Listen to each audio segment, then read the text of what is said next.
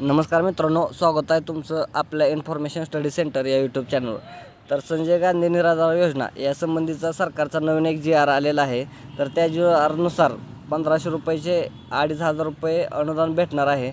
तर ते अनुदान कोणाला व कधी मिळणार आहे व ते अनुदान कधीपासून सुरू होणार आहे याबद्दलची संपूर्ण माहिती आपण आजच्या या व्हिडिओमध्ये घेणार आहोत.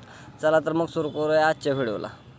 तर हा शासनाचा जी आर तुम्ही पाहू शकताय. तर संजय गांधी निराधार अनुदान योजना व श्रावणबाळ सेवा निवृत्ती वेतन योजनेअंतर्गतच्या दिव्यांग लाभार्थ्यांचे अर्थसहाय्य रुपये 1500 वरून रुपये 2500 इतके करण्याबाबत असं या ठिकाणी ह्या जी आरचं टायटल आहे.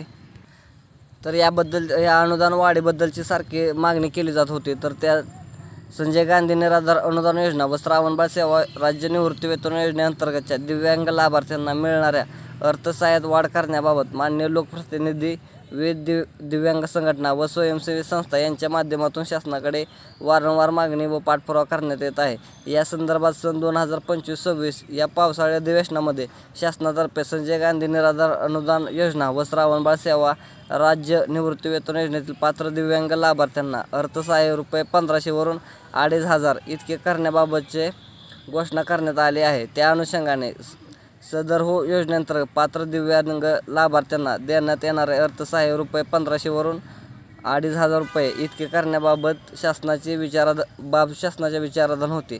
त्या अनुषंगाने दिनांक 3/9/2025 रोजीच्या मंत्रिमंडळ बैठकीत मान्यता मिळाल्यानुसार खालीलप्रमाणे निर्णय घेण्यात आलेला आहे.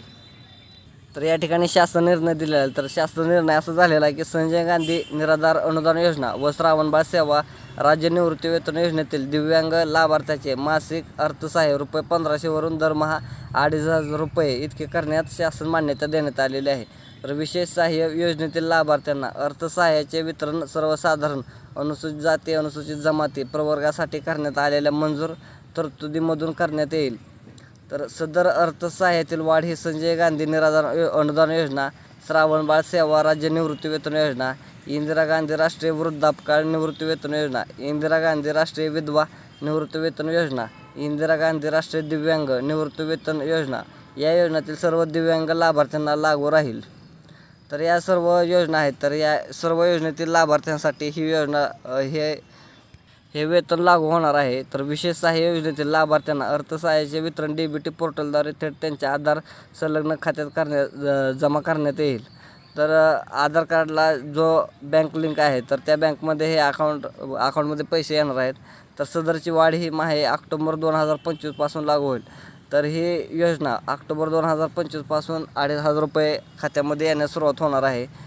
तर ही फक्त योजना दिव्यांग लाभार्थ्यांसाठीचे 1500चे 2500 रुपये झालेले आहेत व ही ऑक्टोबर 2025 पासून लागू होणार आहेत. तुम्हाला जर ही माहिती आवडली असेल तर आपल्या चॅनलला लाईक आणि सबस्क्राईब करा. धन्यवाद.